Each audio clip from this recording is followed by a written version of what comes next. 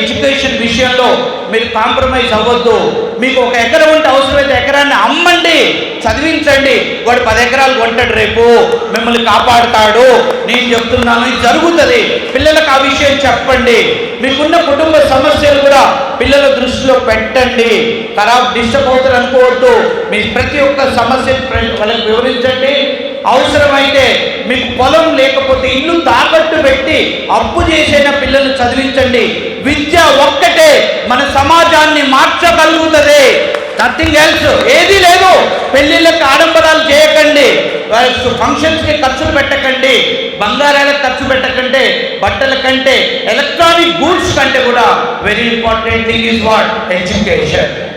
Education is the weapon for a person to achieve anything in this world. ఈ ప్రపంచంలో నువ్వు ఏది సాధించాలన్నా education important. దాన్ని మించింది ఏది లేదు.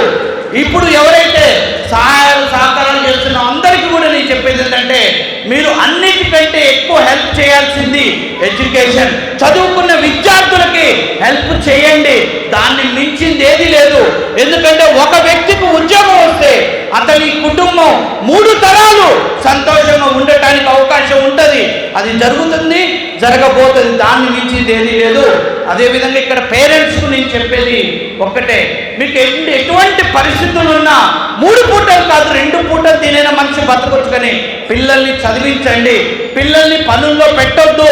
పిల్లల్ని వ్యవసాయ వృత్తిలోకి ఎక్కువ తక్కువ దింపకండి. ఓన్లీ సెలవు దినాలలోనే మీ వృత్తులను చూపించండి, మీ కష్టాన్ని చూపించండి. కానీ దాన్ని వాళ్ళకి ఫుల్ టైం చేసి వాళ్ళ యొక్క బంగారు భవిష్యత్తుని నాశనం చేయొద్దని నేను తల్లిదండ్రులకి మనవి చేస్తున్నాను. నెక్స్ట్ కమింగ్ టు విద్యార్థులకు నేను చెప్పేది ఏంటంటే, చిన్న చిన్న ఆకర్షణలకు లోనవ్వద్దు. సెల్ ఫోన్ వాడటం తప్పు లేదు. ఈ యొక్క డిజిటలైజేషన్ యుగంలో ల్యాప్టాప్ వాడకం, సెల్ ఫోన్ వాడకం అనేది అవసరం. దానివల్ల మనం చాలా విజ్ఞానాన్ని సంపాదించవచ్చు. సెల్ ఫోన్ వాడే విధానాన్ని మార్చుకోండి. మనకి చిన్నప్పుడు మన ఇంట్లో మన పక్కింట్లోనో ల్యాండ్లైన్ ఫోన్ ఉండే. ల్యాండ్లైన్ ఫోన్ ఎప్పుడూ మన జేబుల్లో ఉండకపోయేది, మన చేతులు ఉండకపోయేది. ఇంట్లో ఒక టేబుల్ మీద ఉండేది. ఎప్పుడైతే ఫోన్ మోగిందో అప్పుడు మనం వెళ్ళి ఫోన్ దగ్గరకు వెళ్ళి మాట్లాడి మళ్ళీ వచ్చేవాళ్ళం.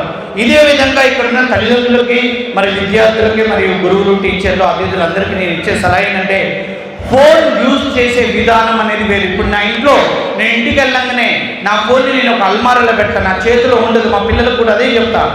ఎవరి ఫోన్ మోగితే వాళ్ళు ఫోన్ తీసుకొని మాట్లాడి మళ్ళీ అక్కడే పెట్టాలి.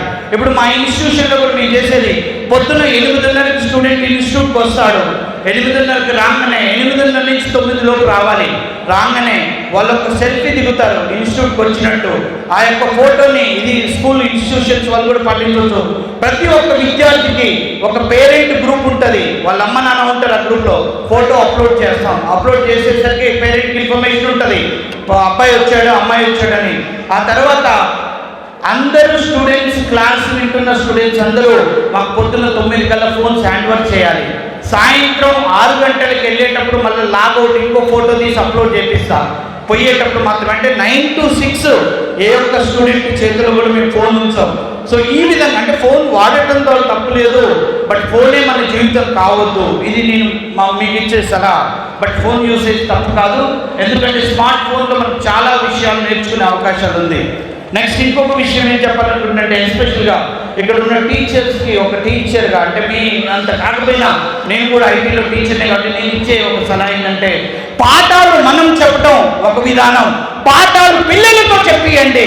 Make the student as a mentor, teacher.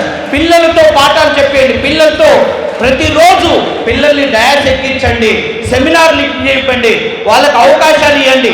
మనం జనరల్గా నేను చదువుతున్నప్పుడు కానీ ఇప్పుడు కానీ మనకి టీచర్స్ డే మాత్రమే మన పిల్లలకు అవకాశం ఇస్తాం.